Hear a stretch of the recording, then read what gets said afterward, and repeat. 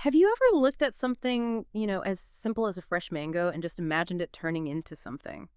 Well, something really extraordinary. Because today, that's exactly what we're doing. We're diving deep into the art of crafting homemade mango wine. It's like capturing pure tropical sunshine right there in a bottle. Our mission here in this deep dive is basically to arm you with all the key bits of knowledge. Doesn't matter if you're already a home brewer or maybe just really curious about it. We've looked at a whole range of sources, detailed guides, tips from people who've actually done it, experienced home brewers, even checked out some commercial wines you can buy. The idea is to give you a shortcut, distill it all down, get you the practical stuff, maybe some surprising facts along the way, those aha moments. Yeah, and the sources really highlight the unique appeal of mango wine. It's not just like another fruit wine. It's this really rewarding DIY thing, turning simple fruit into something kind of sophisticated. So this deep dive, it's going to give you those practical insights, cut through the noise so you really get what it takes. Okay, so let's start with the why. Why even, embark on this particular tropical journey?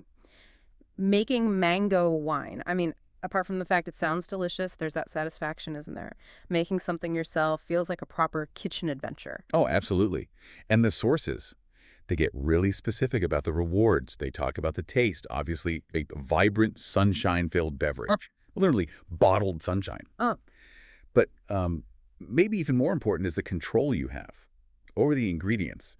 Store-bought wines often have sulfites, other additives maybe, but homemade. You decide the sweetness. You control the alcohol level. You know exactly what's in it. that's a huge plus. Huge. And think about gifts. The sources mention friends being genuinely impressed by a bottle of homemade stuff. It's personal. Plus, cost savings. Let's be real. A homemade batch usually costs like a fraction of what you'd pay for specialty fruit wines, especially if you get mangoes in season. That sounds incredibly encouraging. And you mentioned mangoes have natural sweetness. Is that what makes it a good starting point? Like, is it genuinely an approachable place to start, as the sources say, even for total beginners? That's a really key point, yeah. The sources do stress that. Mango wine is approachable, partly the sweetness, yes, but also their natural pH is pretty well balanced. This means they're quite stable during fermentation, less prone to some of the common problems you might get with other fruits. So, yeah, less finicky. It's forgiving in that sense. Okay, so we're sold on the idea of bottling our own liquid sunshine. Love that phrase. But before we get there, what do we actually need? What's the shopping list look like? Our sources say you don't need like a pro brewery setup, right? No, definitely not. It's pretty basic stuff, actually. The source is laid out clearly. Ingredients first. You need your main flavor, your sugar source. That's about 4 or 5 pounds of ripe, really fragrant mangoes. Fragrant. Oh, Yeah, that aroma translates to flavor. Then, for the alcohol boost, you're looking at 2-3 pounds of just plain white sugar. And the engine of it all. 1 packet of wine yeast. The sources specifically mention Lauven 71B or EC 1118. right. Those names pop up a lot in homebrewing. They do. 71B tends to keep things fruity, while EC 1118 can give you a drier, maybe slightly stronger finish. So a choice to make there, depending on what you like. Then, for balanced acidity, about 2-3 tablespoons of lemon juice. Simple. And pectic enzyme. About a teaspoon. This is technically optional, but highly recommended. Yeah. Helps break down the mango pectin, makes the wine clear up later, avoids that haze. Ah, okay. Clarity, exactly. Yeah. And here's a fun one, an old winemaker's trick, the sources mention. Mm-hmm. A small handful of raisins, maybe a quarter cup. Raisins, really, for flavor. Not really for flavor, no. Sounds weird, but act like yeast nutrients. Give the yeast a little extra something to work with. Helps build like the body and complexity of the wine. Makes it a bit more robust. Huh. Yeah. And some recipes mention Campton tablets. That's a sulfite for sterilization. But the sources we looked at seem to prefer keeping it simpler, relying on really good cleaning instead for a more, additive-free wine. Okay, ingredients seem manageable. What about equipment? Do I need giant vats or anything complicated? Nope, you'll be glad to hear it's pretty accessible. For starting out, a basic 1-gallon glass jug, sometimes called a carboy with an airlock, that's perfect. That's your fermentation vessel. And the absolute most critical thing, every source hammers this home. A good sanitizing solution, something like Star San. Sanitation again. Always. It's non-negotiable. Seriously, even a tiny bit of unwanted bacteria or wild yeast. It can completely wreck your wine, turn it sour, off flavors. Disaster. Cleanliness is everything. Right, got it. Sanitize, sanitize, sanitize. Okay, now for the main event, the actual process. It sounds like, well, maybe a bit involved. But I think you said it's also forgiving. How does that work? It is, yeah, it's forgiving if you follow the key steps carefully and keep things clean. So, step 1. Sanitize everything. Your fermenter, airlock, spoons, siphon, bottles later on. Everything that touches the wine must be sterile. Can't stress that enough. Okay, step 1, clean freak mode. Exactly. Step 2. Prep the mangoes, Mm-hmm. peel them, chop them up, and then mash them really well. You want to break down that fruit pulp to get all the flavor and sugar out. Step 3, make the must. That's the name for the unfermented juice mix. Combine about a gallon of water, your dissolved sugar, the mashed mangoes, lemon juice, and that pectic enzyme if you're using it. Stir it all up in your sanitized fermenter. Must. Got it. Step 4, add the yeast. Now, wait about 12 to 24 hours after adding the pectic enzyme, okay? Then sprinkle the yeast on top. Let it sit for maybe 15 minutes to rehydrate. It'll look a bit foamy. Then gently stir it in. Step 5, primary fermentation begins. Seal your fermenter with the airlock. Put it somewhere cool and dark. Ideal temperature is around 65-75 Fahrenheit. That's about 18-24 Celsius. Within a day or two, you should see bubbles in the airlock. That's the CO2 escaping. It's alive. Okay, that sounds exciting, seeing the bubble. It is. Step 6, monitor that primary fermentation. It'll be pretty vigorous for about 5 to 7 days. Lots of bubbling. The yeast is munching on the sugar, making alcohol. Step 7, racking. This is important. After that initial vigorous phase, you carefully siphon the liquid off the fruit pulp and the sediment at the bottom. That sediment's called lees. Siphon it into another clean, sanitized carboy. Leaving the gunk behind helps clear the wine and stops off flavors developing. Racking. So moving the liquid, leaving the solids. Precisely. Step 8, secondary fermentation. Put the airlock back on the new carboy. The bubbling will be much slower now, maybe 1 bubble every minute or so. This goes on for maybe 4 to 6 weeks. The yeast is finishing up and the wine starts to mature. Step 9, bottling. Once all bubbling has stopped for several days and the wine looks nice and clear, it's time to bottle. Sanitize your bottles and siphon the wine carefully into them, leaving any last bits of sediment behind. Cork them up. Almost there. Almost. Step 10, patience. You got to age it.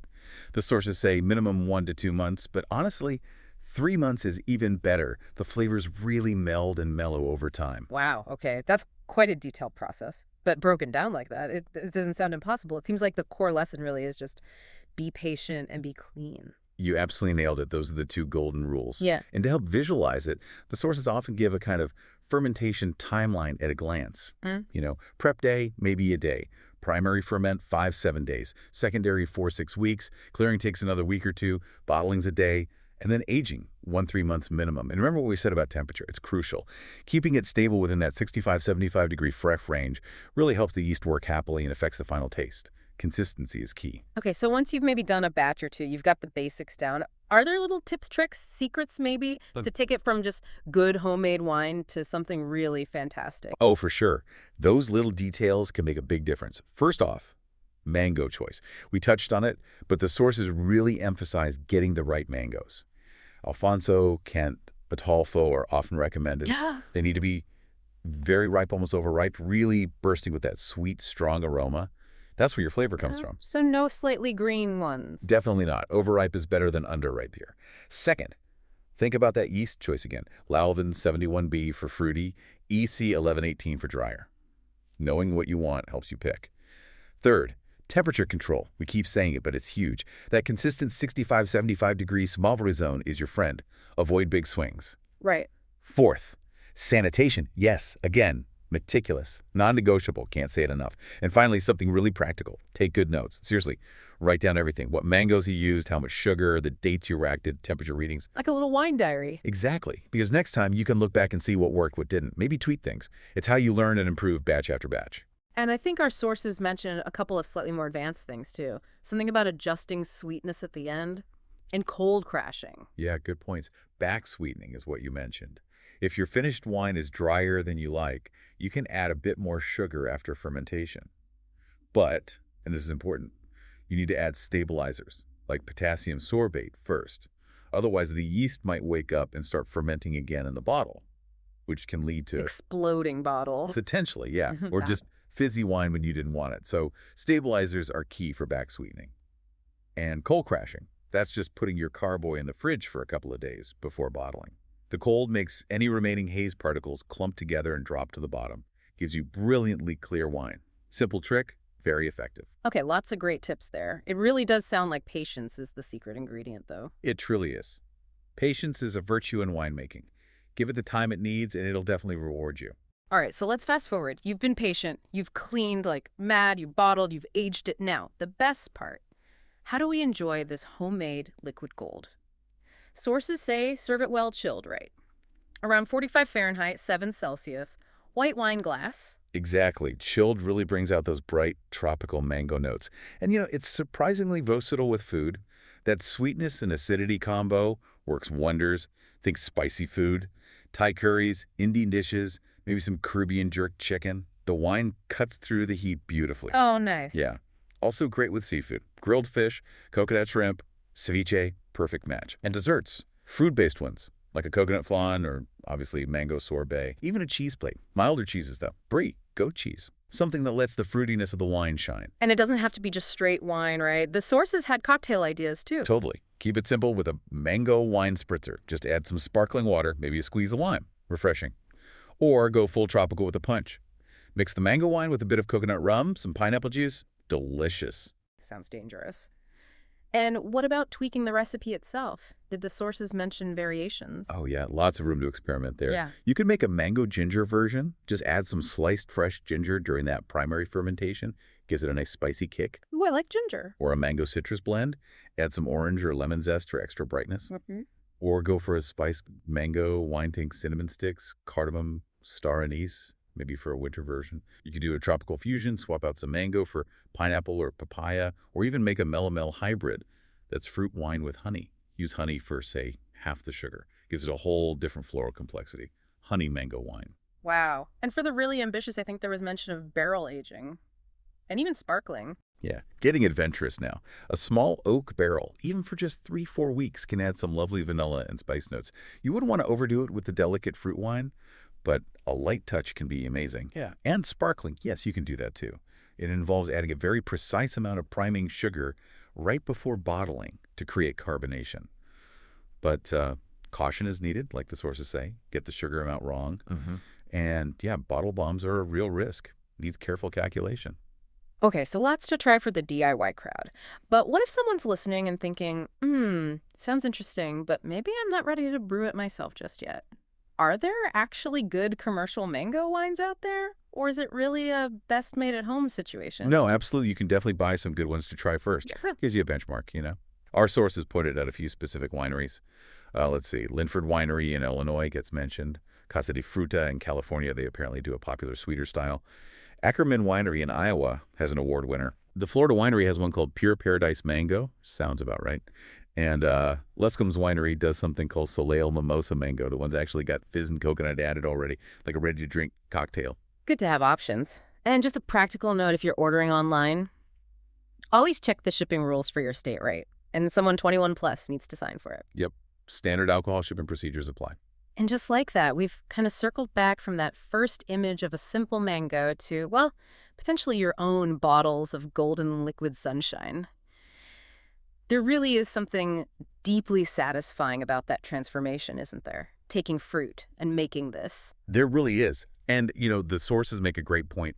Each batch you make, it will have its own personality. Yeah. Depends on the fruit, the season, the yeast, your little tweaks. Homemade wine really does tell a story. The story of the fruit, the season, and like your own craftsmanship. It encourages you to experiment, find your own signature style. Absolutely. So as we wrap up this deep dive, maybe here's something for you, the listener, to think about. How does that act of making something with your own hands, whether it's this wine or anything else, how does that change how you appreciate it, its flavor, the story it tells, compared to just, buying something similar off the shelf?